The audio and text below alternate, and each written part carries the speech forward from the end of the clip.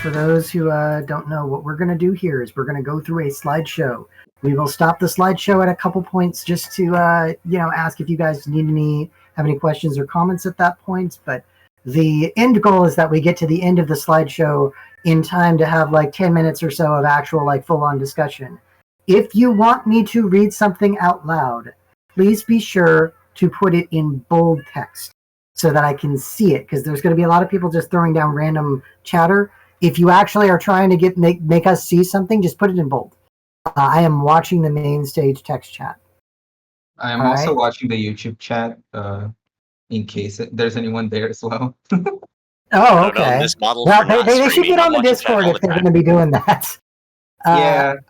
Arcaxon, are we ready to go, or is it recording? I guess it is recording. I guess he's just not saying it is. It's on YouTube. Welcome to yes, the... it is recording. Okay, thanks. All right, welcome to the Queer, Transgender, and Transhumanist Themes in Transformation Literature panel. I am Nuki Raccoon. I'm a queer erotica writer. You can find me on Mastodon at nuki@yif.life.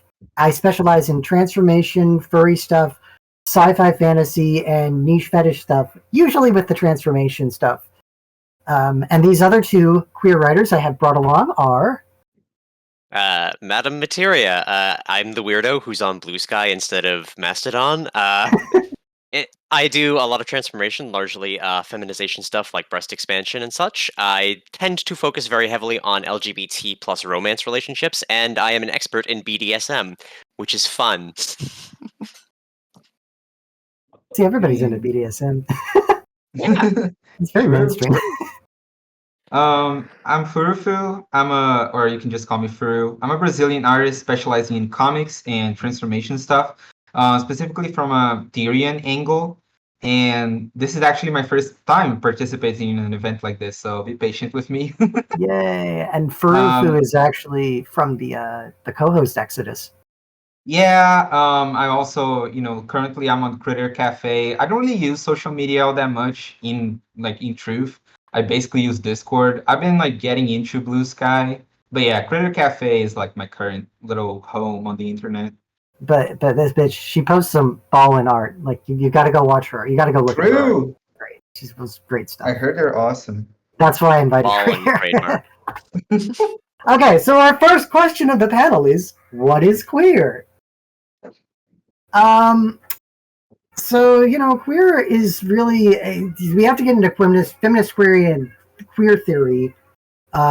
Feminist theory or queer theory came out of feminist theory and sort of talks about this concept of, gender norms, but also the moving away from conservative gender norms. So there is this idea that queer is actually determined by the in-group. Any expression of sexuality, gender, romantic interest not accepted by any expression of anything that isn't accepted by the conservative binary norms of the world, or sort of the power elite, is queer. So homosexuality, obviously, bisexuality, non-binary and genderqueer people, and especially transgender people, going against that prescribed expressions, that would be queer. So we got to ask, are a few queers queer? The question that has been asked from this definition, if it's determined by the in-group that queer is the out-group, are disabled people queer? I mean, as a disabled person, yes.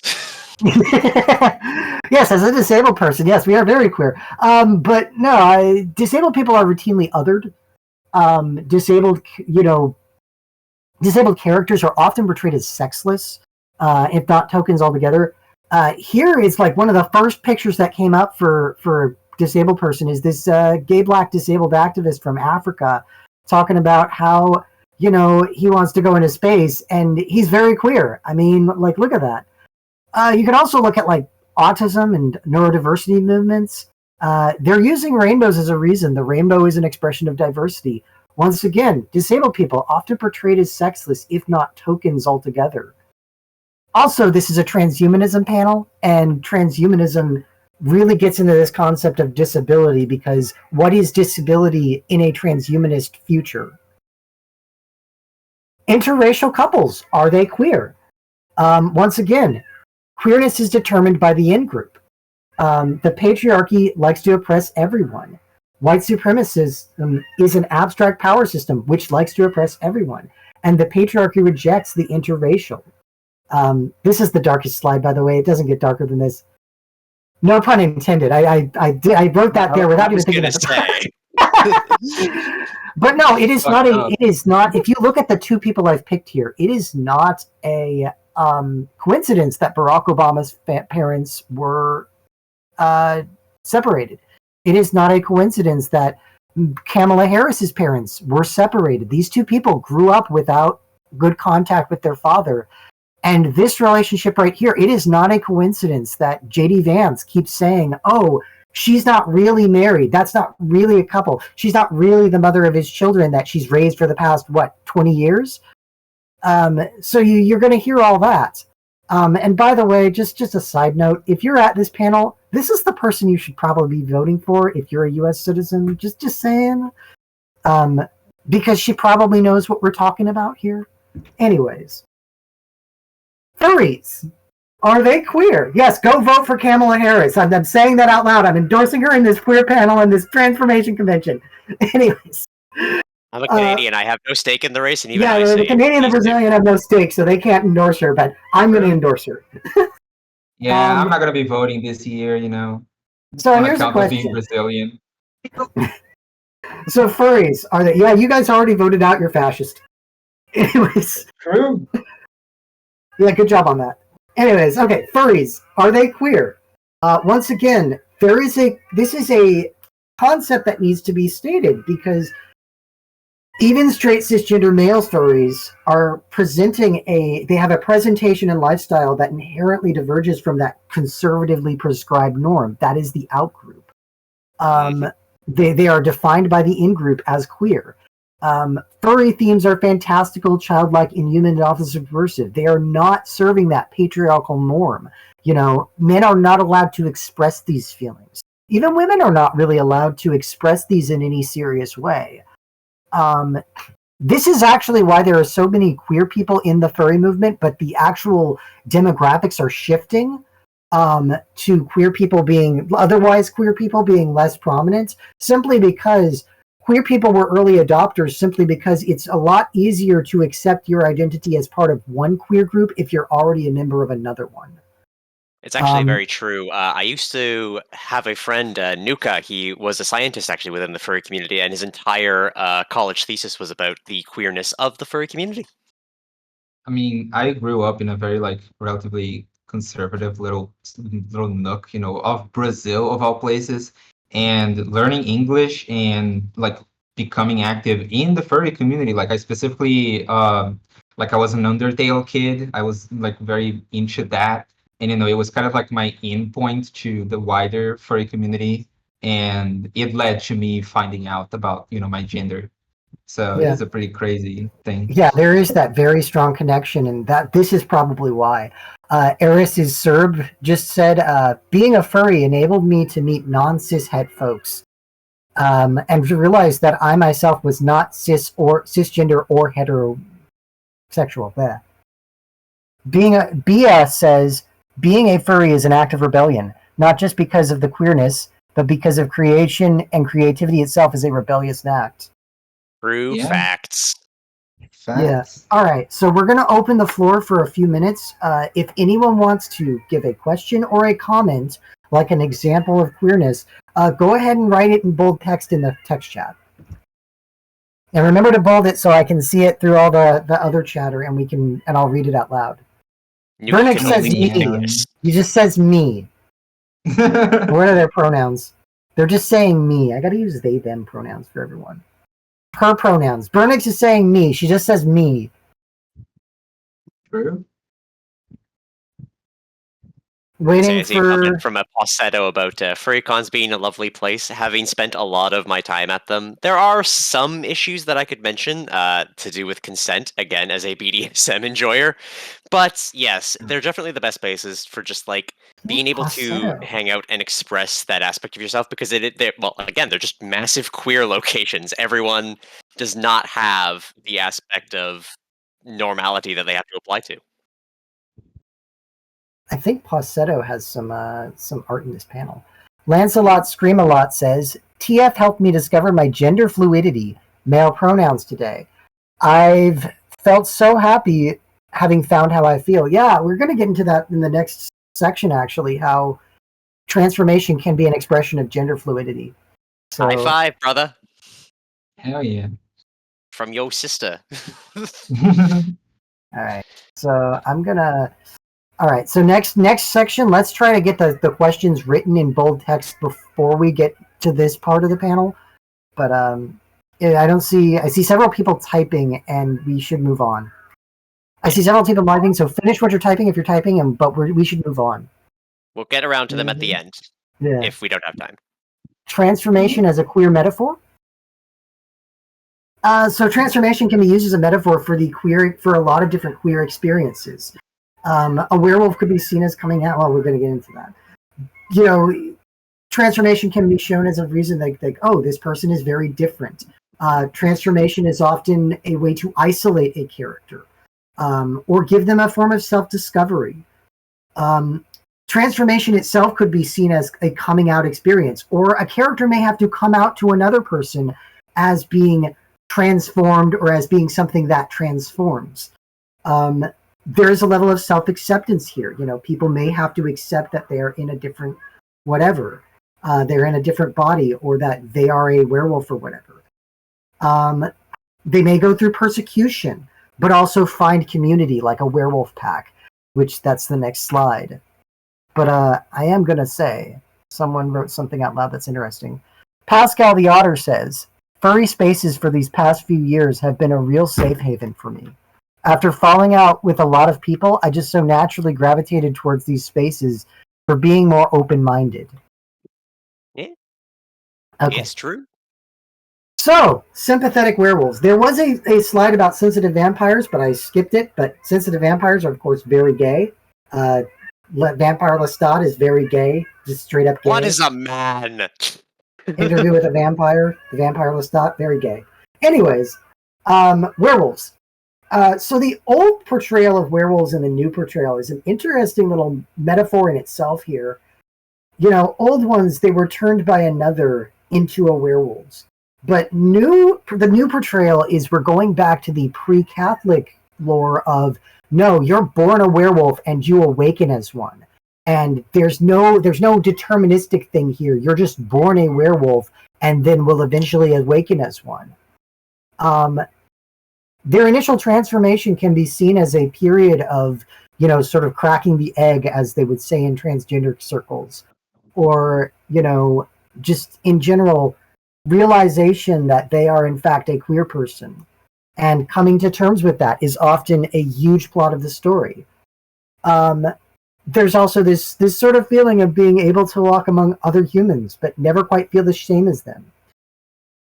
They're very much, werewolves are very much an other group. They're very much an out group. They're very much, they have to be in their packs because, in Werewolf the Forsaken, they have to be in packs because they have to have a community outside of the normal humans around them that they are protecting from the demons and whatever, because the normal humans will not understand them.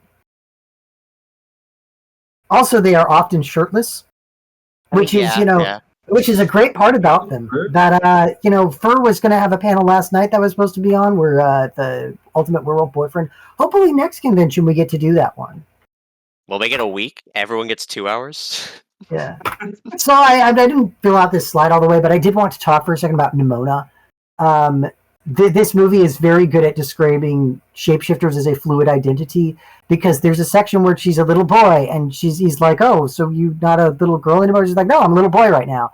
There's a section where he's like, oh, could you please be your normal self? What do you mean my normal self? A girl, but I'm not a girl. I'm a shark. Hell yeah. Anyways, Nimona is my spirit animal. Nimona is a great movie. It's probably one of the best animated films of all time.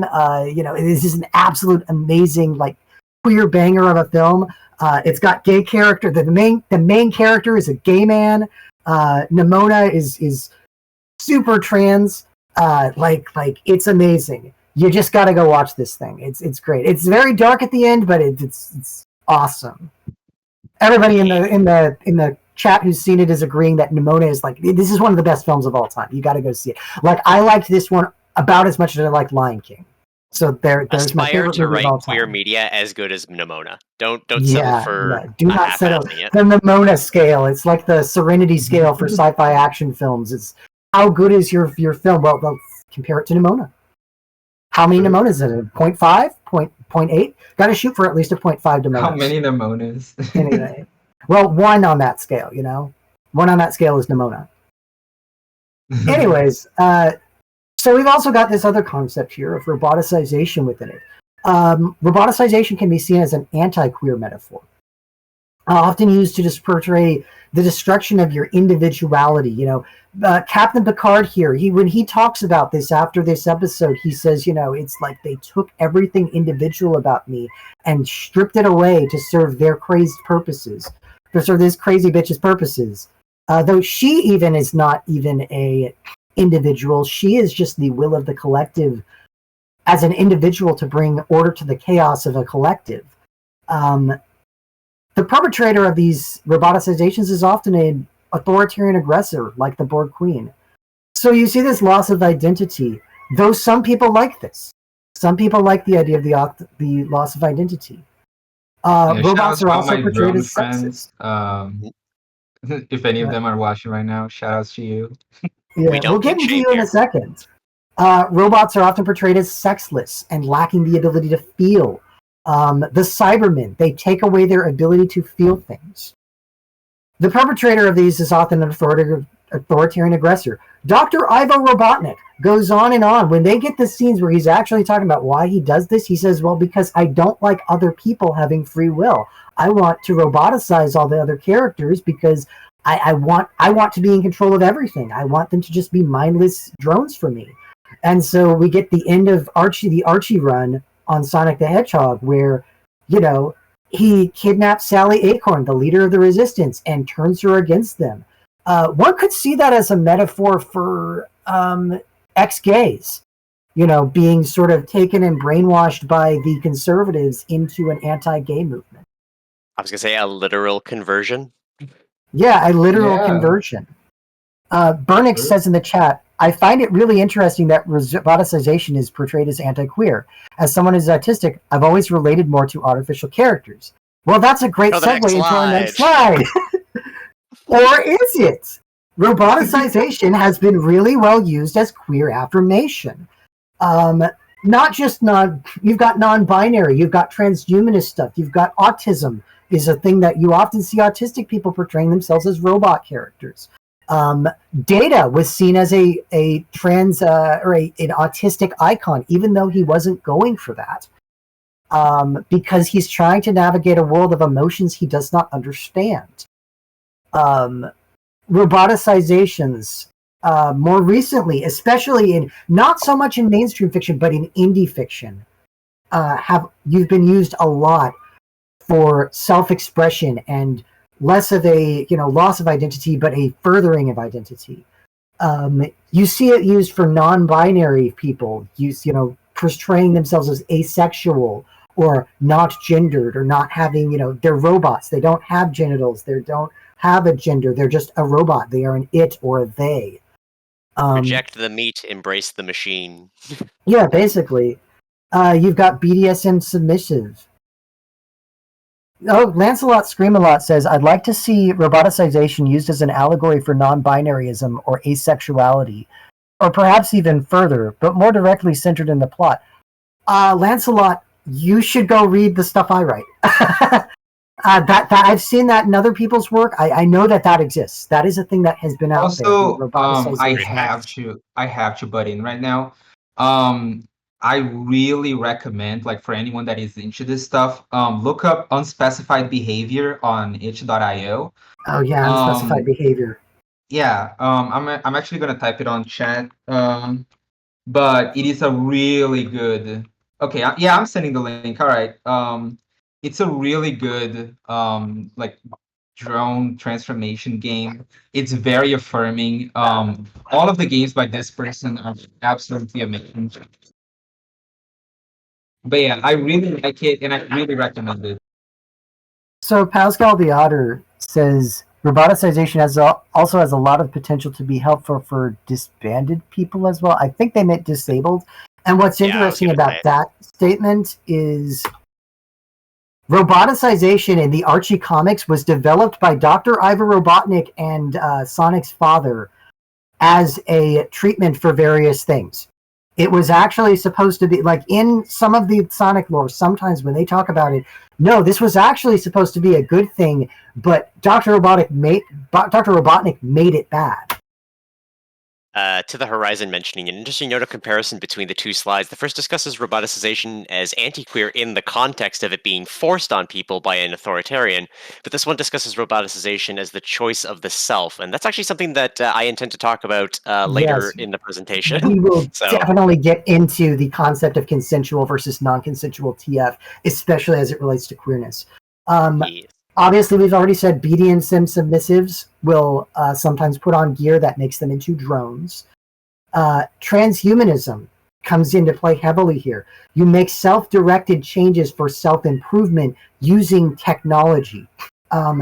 Here is a character who has been roboticized, and they've got all these robot parts. In modders, there are characters who have really extensive, cybernetics, not even just implants, but cybernetic limbs. In the prequel 2069, the author insert character realizes at some point that she is fully have all her organs replaced with synthetic ones, and that's why she's able to live so long. Synthetic adaptation can be used for presentation. One might be able to attach, theoretically, a mechanical tail to themselves and be like, yes, I'm a furry now. I've replaced my ears and my tailbone with, an actual ears and tails of an animal, using robotic adaptation. Robots is an underappreciated movie where it's very much an expression of this, where they're using queer expression to they use the concept of them being robots to have this idea that they have interchangeable parts and stuff, and it becomes a narrative of queer versus capitalism, where they are just the average people, and then this capitalist thing is like, no, you must standardize to these new parts that we can sell. There is a capitalist interest in keeping the queer down. Upgrades, people. Data Line says, with the mention of unspecified behavior, a lot of what Kay has done, Kay being the developer of that game I mentioned, has made it not only really linked to drone identities and transhumanism, but at least personally, they helped me find more of my own personality.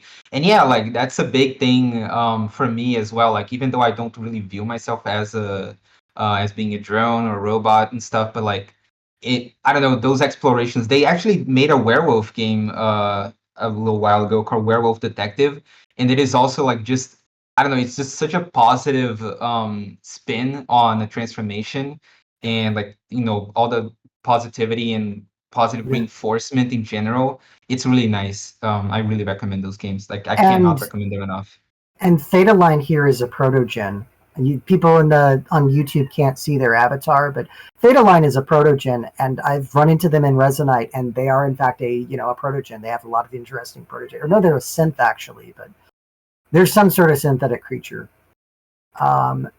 Lancelot Scream-A-Lot says, I'm surprised we didn't bring it up, but Cyberpunk is another example. Yes, I actually almost put Cyberpunk on this slide because Cyberpunk is a great example.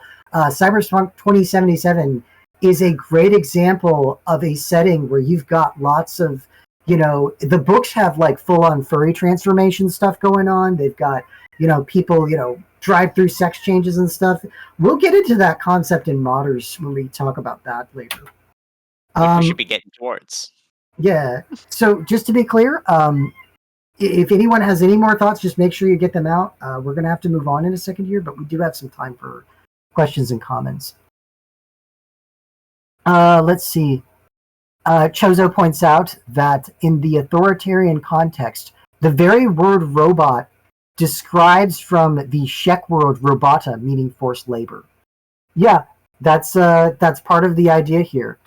But then you've got like this, you've got this is where it came from. So there is a question of whether we should even call these robots. But Bia says there's also so much to unpack with robots, making a comparison of bodily autonomy and transness with the right to repair. Right, robots is really about the right to repair. Can we get the parts to repair ourselves from this corporation that has copyrighted the parts to repair us and taken the means of production? Can we seize the means of production to live? You know, Sinida the snake. Sorry about the pronunciation. Has one that's actually relevant, and I actually have the answer to. But is it possible for you to explain if there's any correlation between queerness and neurodiversity? That's actually something that my endocrinologist was able to tell me is actually a confirmed correlation. Someone pointed out that Fender here has a gender transformation scene later on. To my understanding, like in regards to Snyder's question, there is like this. I feel like that's like me speaking from my experience as someone with autism. But it's kind of like you have this different relationship with social norms, and so you end up like not really understanding, not so much not understanding, but like not really seeing the point in all of the like specific little divisions that we have in our non-queer society, I guess. So heteronormative society. So like you have like women cook and stuff, but men are the ones that actually do barbecues and whatever. There's like all these, I don't know, all these little social expectations and stuff. And then I don't know, for me, it was just kind of like, I like doing this thing. Like I like watching, I don't know, My Little Pony. I like playing The Sims, which is traditionally like this feminine game.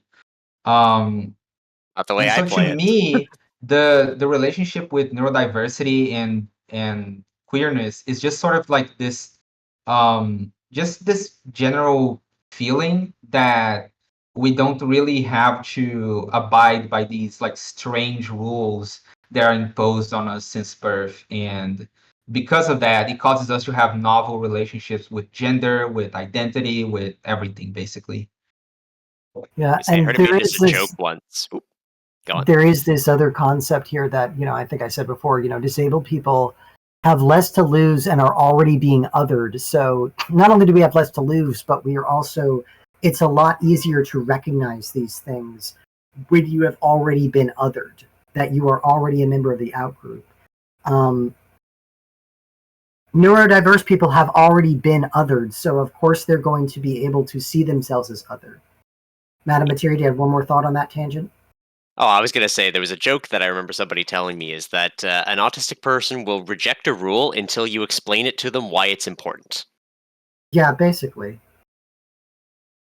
All right, so I'm going to go last two questions. Chozo says, cyberpunk as a whole genre is a great example of the struggle between transhumanism as a tool of oppression for capitalism versus personal expression and liberation. I will get into that with modders, because I'm going to talk about modders at the end of this.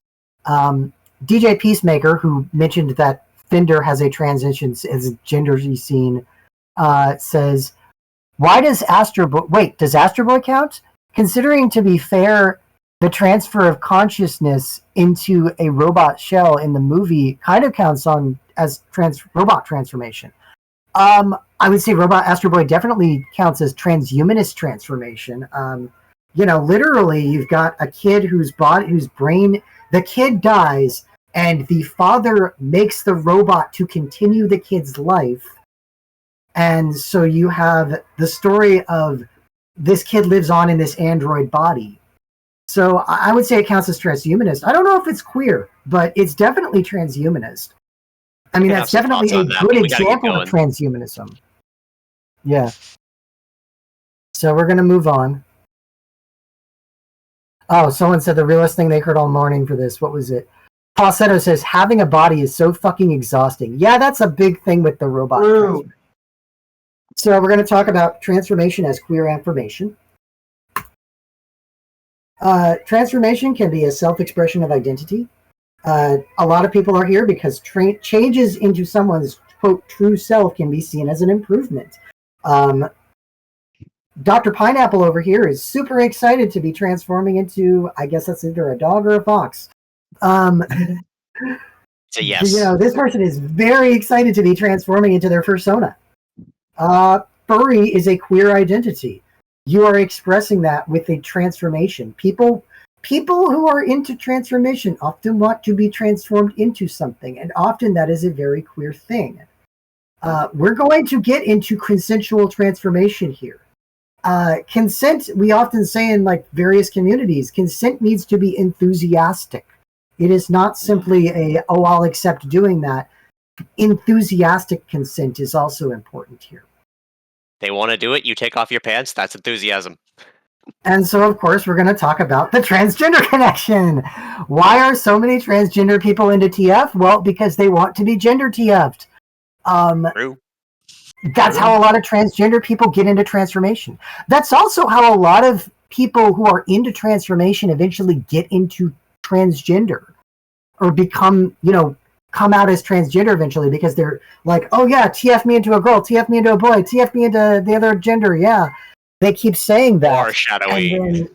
Personally, there are lots of I remember specifically this one episode of Futurama of all things where there's they do like a gender bending episode, and that not only got me into transformation, but it is what got me into TF,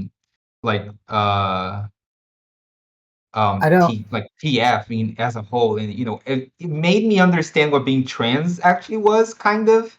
And then there were like other situations, even sillier, like the gender bend potion in Terraria. Shout outs to anyone that ever crafted that potion. And that kind of silly stuff, just representing myself as a girl, and specifically a lot of the time starting out as a boy character and then like transforming them, even if that isn't even like a mechanic in the game. Yeah. This other thing is yes, I also like to, in Phenoxo's games especially, start as a male character and then transition them into female. All right, so someone pointed out that episode, there are 2 episodes that you could be talking about of Futurama. The one, I don't know why I remember this off the top of my head, there's one called Utopia, where they all have their genders removed and then they get swapped at the end. Then Bia points out that Prisoner of Benda is the other episode that has a lot of the gender TF stuff. Is the Prisoner of Benda one the body swap one? I think so. Yeah, okay.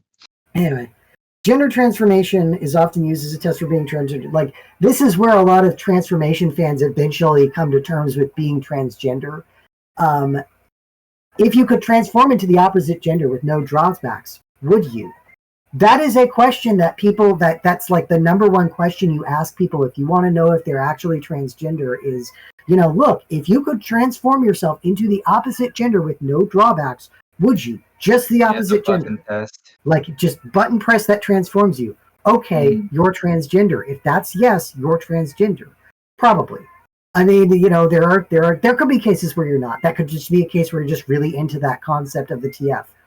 I don't know.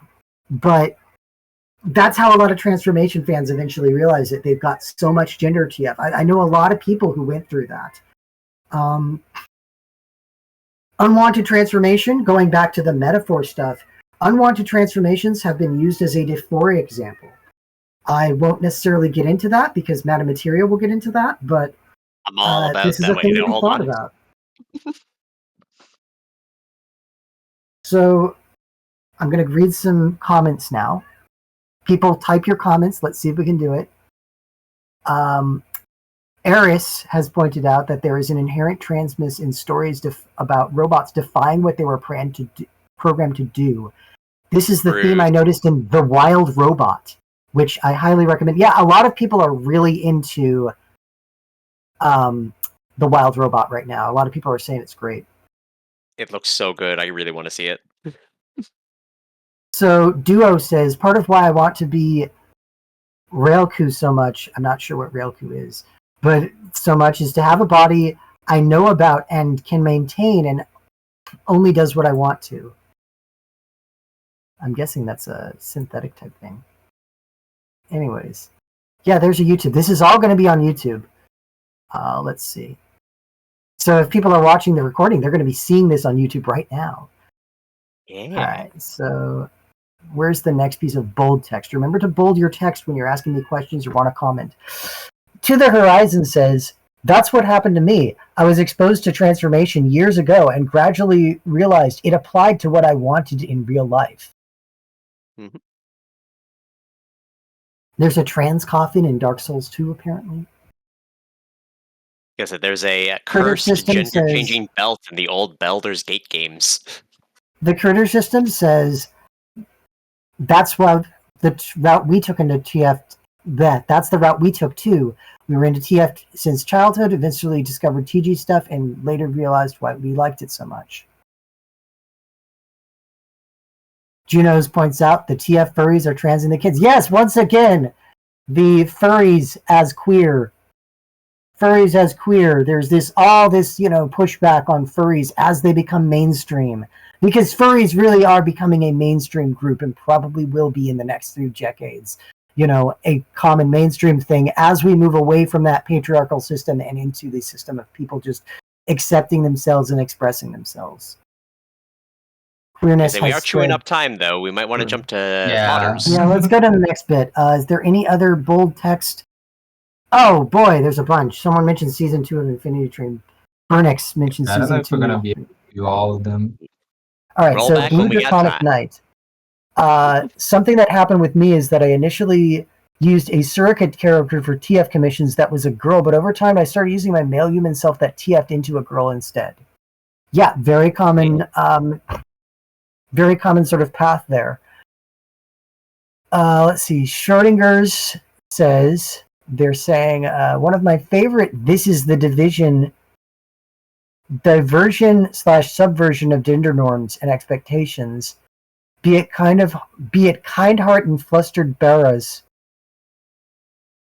strong and badass boss ladies, femboys, etc. This is an aspect I like most when the construct of gender is broken and people involved are free to express themselves however. I like it. Munsterlander says, a neat thing to me is when some new form can still shift, but it takes effort to hold the form as a metaphor for masking. Right, like Kitsune, when they're trying to hold that form and they can only hold it for so long. Gonna cut off questions in a second. Railku is my most wanted form because we got 15 minutes, I think. Yeah. We do love and appreciate it all. Trust me. Tahu is reminded of the Order of the Stick comic. Quentin points out Poppy playtime may also be possible when you consider Catnap himself, more considering his backstory. I don't know that character. I'll have to look it up. All right. Examples of queer TF stories. We're going to talk about our own stories now. Modders. It's the one I wrote. I don't have pictures right now. I didn't have time to put together pictures while I was putting everything else together. So you get a picture of Oregon because it's supposed to be set in Oregon. Modders is a lot different from a lot of other stories that might be talked about here. It's not simply erotica. It is erotic literature with a lot of social commentary. It's set in the free love future of the 2120s. Unlike a lot of these stories, this is not a fantasy at all. This is a hard sci-fi. It is set in the real world, our own future. By the 2120s, a lot of social changes have happened. Public nudity and casual sex are normalized. Furry and transgender identities are long normalized. Body modification has reached a peak and become normalized. Transhumanist, there's also a section someone was talking about earlier about Eris is asking where you can read it. Go follow me on Mastodon. Anyways, the other thing that was pointed out earlier was capitalism and the concept of how UBI and all that could really open us to more expression. That is part of the plot of this story, how UBI in the late 21st century, the expansion of all these different social programs, including UBI, has created a much more ease of expression because people are not worried about being judged or the consequences. So the queerness in the text is, it's asking the question of what could a transhumanist future look like? When I write this, I think, we've got a lot of dystopias. What is a good future like? What is a Star Trek but not Star Trek type deal? where this is the good outcome of the 21st century. Characters don't simply have drive-through gender transitions. They have this wide range of expressions. There's not simply, straight sex changes. There's hermaphrodites. There's neuterings. There's nullifications. There's all sorts of stuff. There's people that, decide, well, I still want to be male, but I want to have female parts down there. I still want to be female, but wouldn't it be neat to have male parts? There's all sorts of different expressions of things because characters can simply just switch their genitals at will or whatever. They can switch all sorts of parts of their body out at will. Cybernetics, synthetic parts, wild colorings, wild piercings, all these things are very simple because there is a group of furries who have a transformation machine in a transformation shop, and they can just do whatever to you. The job that they say is the mod shop, Nuki puts it to, Nuki, my author insert, puts it to Jack, the main character, a couple times as, we're not here to judge, we're here to figure out how to give them what they want. Over time, it's revealed that this is actually part of some sort of, borderline conspiracy that they're part of to try and normalize a bunch more things because they are trying to bring about societal change on top of doing this business where they, they change people's bodies however they want. There is a queer subtext here, too. How far do you need to go to simply be yourself? At the beginning of the story, at the beginning of his first plot arc, Jack is a husky. He goes through a character arc after, at the beginning, Nuki asks him, why are you a husky? Oh, because my dad is a husky. Because they're humans, but they've had body modification to turn them into furries. His parents are both dogs, and his dad's a husky, so he decided to be a husky. But, he goes through a transitional phase where he's asking questions. He gets a girlfriend, a new girlfriend. He learns a lot about being in the mod shop. He gets a lot of new things normalized to him. And by the end, there's this wolf body that he keeps swapping into this werewolf body that he really likes. So he becomes a wolf by the end. Going from a dog, a follower, to a wolf. Furufoo! Furufoo, you're muted. Are you ready? Oh, whoops, I forgot you to unmute. Yeah, I'm going to be talking about field research, which is my main claim to fame within the Tyrian community. I want to first, thank everyone, all the kind comments and stuff, even in this chat. It's really nice. But yeah, you can proceed with the next slide. This one is fucking awesome, guys. Yeah. So yeah, first up, I gotta talk about the first comic, which was just essentially like a silly comic. I made it was like transformation thing, and at the end of the comic, Wanda finds out, Wanda being the main character, she finds out that she really enjoys this new body, right, being a Dragonair.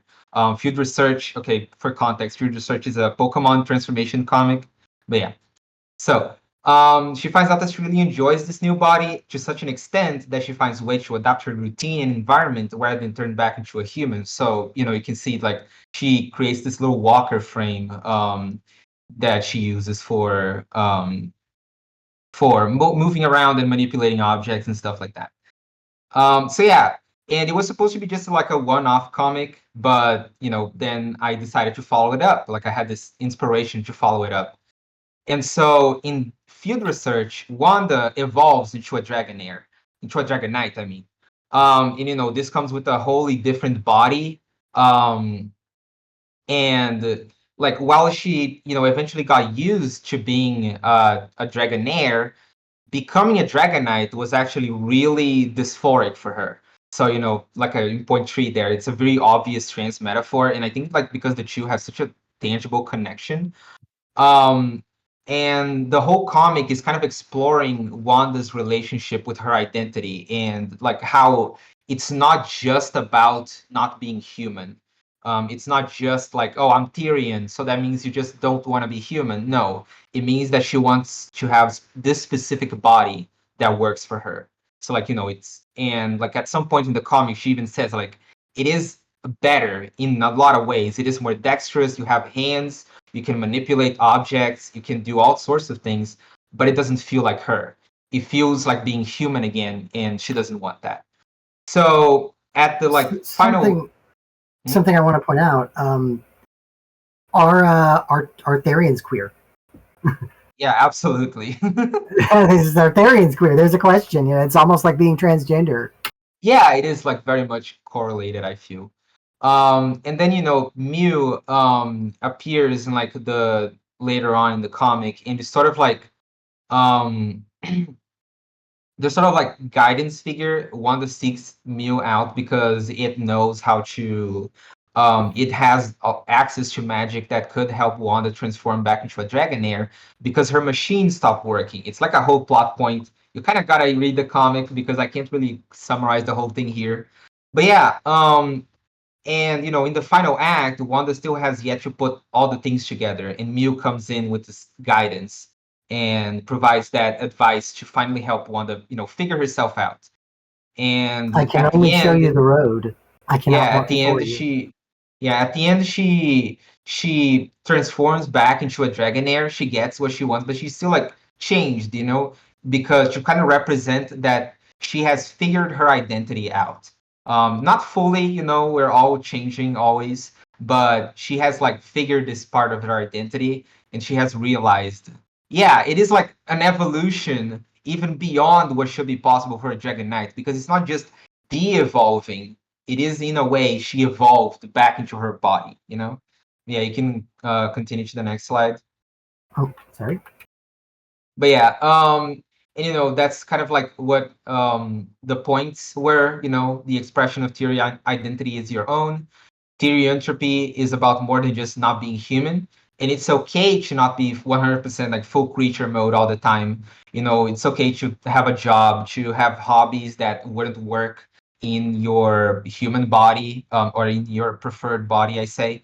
Like for me, for example, I feel like any form I have would have to be one where I can still do art, because art is like a really big part of who I am, and so I want to be able to have to do art in regardless of my form. So it goes like it's okay to do human things, and it's okay to like doing those human things, and it doesn't make you any less Tyrian, any less valid for having your identity. And yeah, that's field research, and I really do recommend actually reading the comic. I just had to summarize everything in 5 minutes, and I hope I did a good job. But yeah, thank you. You did a wonderful I, job. I do Thank appreciate you, also thank this you. can apply to transgender people. Um, it's okay to do, your birth gender things. It's okay to do gendered things. You know, it's okay to like them. That doesn't make you less trans. It's not important to be trans or not. At the end of the day, it is not important to be Therian or not. It is not important to be trans or not. It is important to be yourself. Yeah, Wanda in the context of like the comic is very much written to be sort of like non-binary. But in more but like as it relates to this like creature human dynamic as opposed to male female. So Wanda is very much supposed to be non-binary. Yep. All right, so Materia, you got like 5 minutes to talk about pop sensation. They'll keep it under 5 minutes. I'm gonna blast it out. All right. So Yeah. I hate to give everyone whiplash after that glorious butt thing, but I'm talking about Pop Sensation, a series that I've been working on. And the major thing it covers is consent and transformation and forced transformation. So I really wanted to go into that because it's something that I see done poorly so often. So in many queer transformation stories, you generally have things happening one of two ways. Either it's the character seeking transformation for themselves, as per for Furufoo's work, or you have outside forces applying transformation to a character. The first is very good for themes of things like self-actualization, where the later is more complicated and needs to be handled with care, lest you end up glorifying very toxic and unsavory behaviors. I have a saying that I tend to use for basically everything when I get into like conflicts or anything. You can't change anyone but yourself.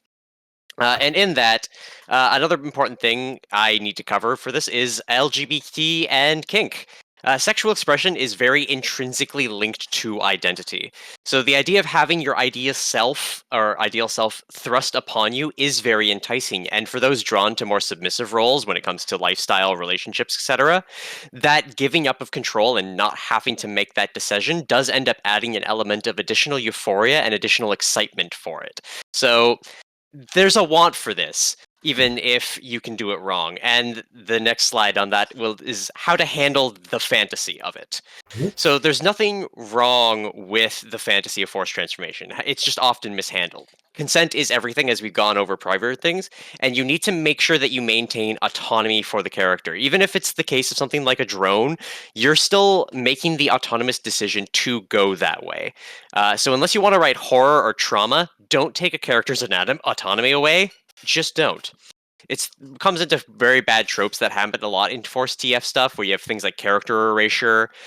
You end up either creating a victim or turning your person who you've given these abilities to into a predator when they start applying it to other people. And a very bad trope of, well, I guess there's nothing I can do, so I'm just kind of stuck in this situation. Which brings it around to how I'm writing Prop Sensation, which involves the adventures of Sam and essentially discovering a queer identity. Sam does not choose to become a woman within the confines of the first two chapters of the story. Sam is still Sam by their own definition, and they are fighting with how Happy Light chooses to portray them within the pop group that they are forced to become a part of. The inciting incident basically opens an opportunity to explore themselves in a way that they never considered to do prior. So asking questions of them like, am I even straight? Am I upset at being a girl, or is it just the situation I've been put in? And who do I want to be? So I've, in Pop Sensation, used this forced transformation as a catalyst to fully explore gender identity. That doesn't mean it doesn't have problematic aspects, or that I don't explore in horror and other things like that. But it's always something that, as a writer, you really want to consider the message that you're trying to send, or that you're going to send with the things that you try to do. Because, yeah, it's all important. And with that, we open up to our remaining couple of minutes with questions. Yep. All right, guys. Yeah, make sure to put those bolded questions and comments in the chat. Let's all talk about this. It's open discussion. Oh, yeah. Did either of you have any interesting thoughts that you didn't get to share during the... Oh my god, okay, To the Horizon, Melty Altum made a Brion TF comic that was also very queer, Tyrion, big part in helping me feel more comfortable with my identity as a non-human. I read that comic, and it was actually a major inspiration for field research. It is so good. I don't know, like, where you can find it, because as far as I know, Melty Altum, like, is kind of hard to find. Like, I don't know if they deleted their accounts or something happened. I don't know. But yeah, like, that comic is so good. It is really sweet. And just, I don't know, it's something that I crave a lot in transformation media. And, with field research, it was kind of my hope to create that, to have one more example. What was the name of the comic? I don't know the name. There was a Brion TF comic. I don't even know if he had a name, but the artist was Melty Altum. Okay. So Serb or Eris points out that the ending of Field Research Part 2 reminds me of something from the webcomic House Pets, where a character is pressured to decide on a form, realizes they don't know what they want yet, and is accepted for that. Yes, I actually know Rick Griffin. I used to be a moderator on the House Pets forums. I used to be super into House Pets for a couple years there. Yeah, King from House Pets has that whole arc where he is turned from Joel the human into King the dog, and there's all sorts of crazy, horror shit that is pulled on him there. But what's interesting there is by the end, he's like starting to like get used to being a dog. And then he's like, okay, what am I actually angry about? Is it being a dog? Is that something I can just live with? Or is it, am I angry at being a dog, or can I just live with that if I don't have crazy evil god Pete, doing crazy shit to me? And I guess it's worth noting, because I was looking at the chat, and the person that person was actually talking about was the squirrel girl that is like turned from a guy into a squirrel right. girl. Yeah, it happens like pretty late into the comic, and it is like That's like the final arc. Yeah, King is interesting because King actually, because he starts a life as a dog with Bailey, he just decides not to turn back into a human at the end. But because he prefers his life as a dog. But that isn't even more intense, because that was around the time that Rick Griffin came out as non-binary and said, you know what, I'm tired of this whole thing where people are making gender so important. I don't believe gender is important. I don't really believe in gender. And he also started writing. He also started writing actual erotica at that point, but he was very not so much anti-erotica, but he just wasn't comfortable writing it until that point. And then House Pets, we see a lot more expression in the final couple seasons. Because we're running out of time, but Schrodinger's brings up one that I kind of want to address is how does everyone cope the day-to-day of strangers misgendering you constantly despite pronouns on name tag, and family as well. They haven't come out with them about it yet, and they're not comfortable at the moment. Because some days are better than others, and out by the day of the day, they just feel drained. In terms of that, there's... as I said, you can change yourself, you can't change others. You kind of have to, in some cases, just completely cut people out if they're not going to respect things. Like, I unfortunately have some bad stories about game stores where I have run events for them and things like that, and then a particular, like, very heavily transphobic individual will come in, and I'm like, hey, they spent the entire time misgendering me. There's this, like, 5-page diatribe that they think I don't deserve rights, and them just being like, no. And then you just have to be like, okay, cool. If I'm not going to be respected, then I got to go. When it comes to family, there's the more innate feeling of danger if they don't accept you, because they're people that you've grown up with your life. You have a lot stronger connection to them. And it can be very hard to do the same thing. But as someone who really does not have any blood family remaining in that regard, B rings are right. You got to find your pack. The people who accept you for who you are, and surround yourself with them rather than letting these other people's opinions weigh so heavily on you.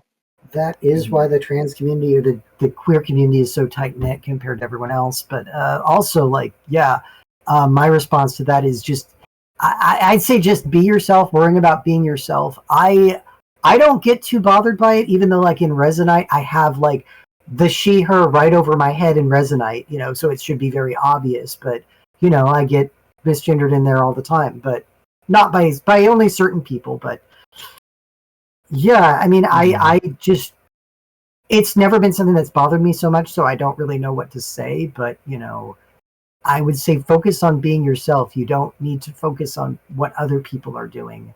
That should be the most important thing, is learn to focus on being yourself. Yep. Mm-hmm. I'm gonna read Argentinarius out loud because we don't have much more time. Argentinarius Zebra says, to the last slide before you do. I feel like oh right, I'm sorry, I meant to flip to the last slide. Yeah, there we go. Oh my god.